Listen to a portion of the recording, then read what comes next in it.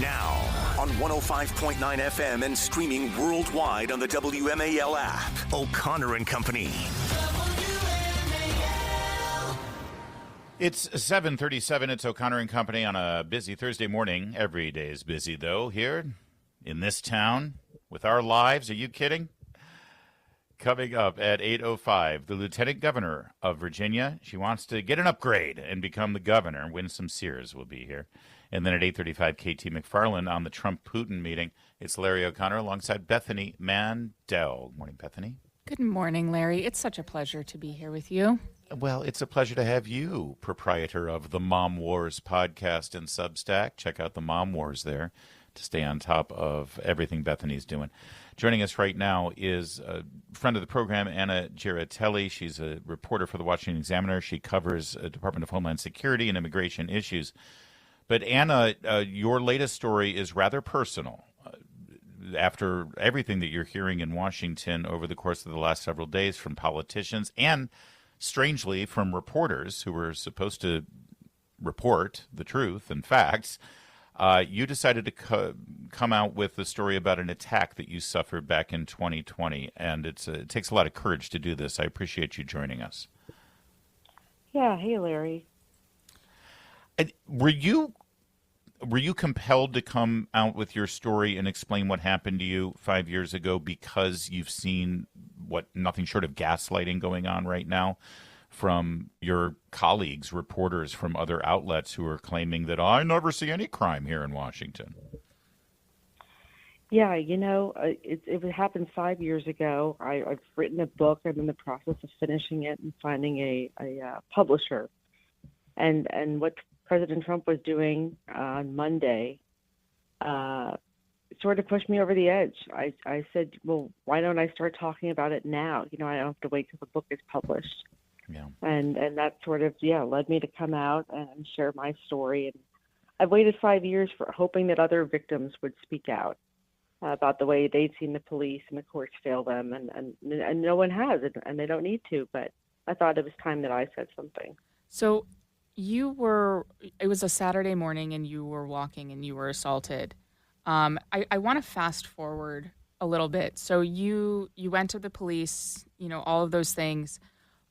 What has been troubling about DC crime is obviously it's the crime itself, but it's also the prosecutorial malfeasance that I'm seeing. And I'd like you to speak a little bit to, after you were assaulted, what happened to your assailant and where is he now? So after I was assaulted, they were able to get DNA from my clothing from him. And a few months later, they arrested him on the street. He was homeless.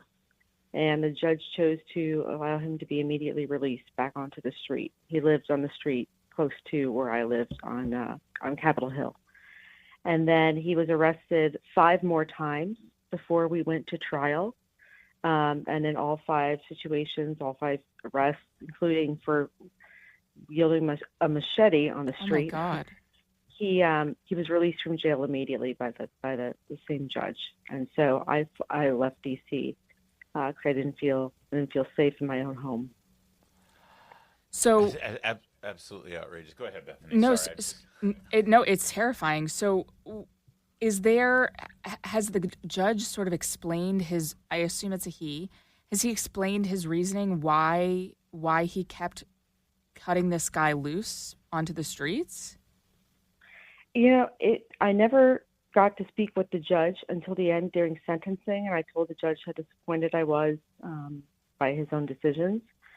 But what I was told by the U.S. Attorney's Office, who prosecuted the case, was that they didn't want to overcrowd the jails. This was after COVID or during COVID. And so that's why he kept getting released onto the street, which made me feel like the city valued his health over my safety, and not just my safety, but women and men. Yeah. Usually if somebody's living on the street, and this judge knew that this person lived on the street, right? This person had no address, no physical address. Mm-hmm. That's somebody who's either suffering from mental illness or horrific addiction, or they're just criminal element who made that decision. Generally speaking, if somebody is truly just impoverished and they don't have any of those underlying problems, they can find shelter. They can work with various rescue missions around town, including government missions. So if you're insisting on living in the street, it means usually one of those things. Do we know, had this person been evaluated for mental illness or any other issue?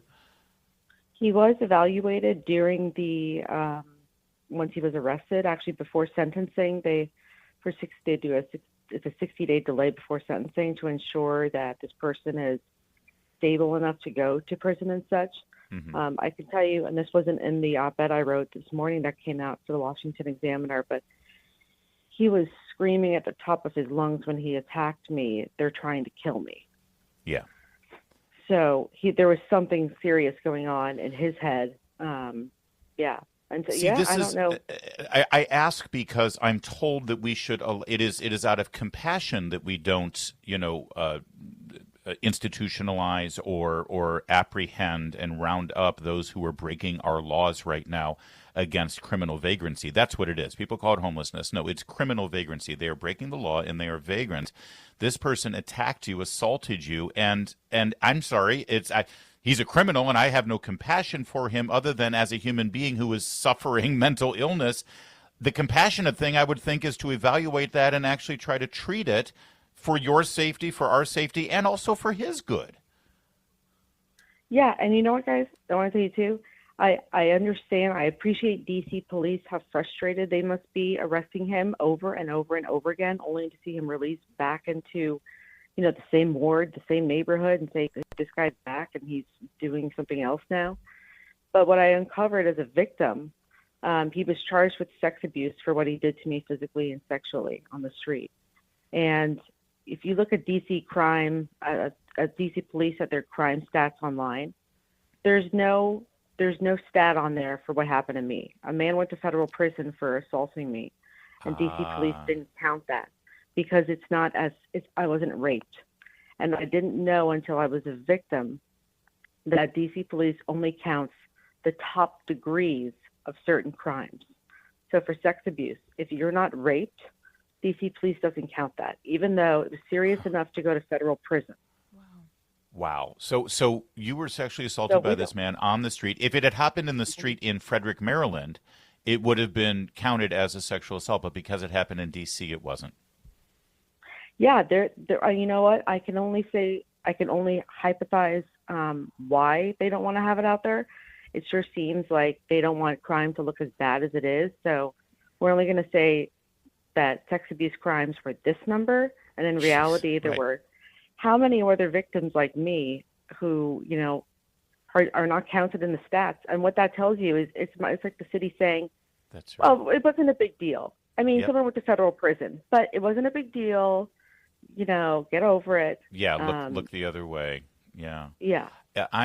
It's maddening, and as the father of two young women who work in big cities, it terrifies me that they will be victimized like this. It's one of the reasons why I'm so passionate about it, Anna. And you shouldn't have to go through this again in writing your book and writing your column and doing media appearances, but the denial of the reality of what's going on right now has compelled you to do it, and I really appreciate your courage, and I'm sorry this happened to you.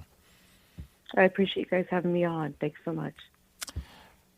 It is 7:45, WMAL traffic and weather, every 10 minutes, first on the fives. That's Anna Giaratelli. Check out her op-ed at Washington Examiner and pre-order her book the second it comes out. We'll have her on because she should at least sell a ton of books about this.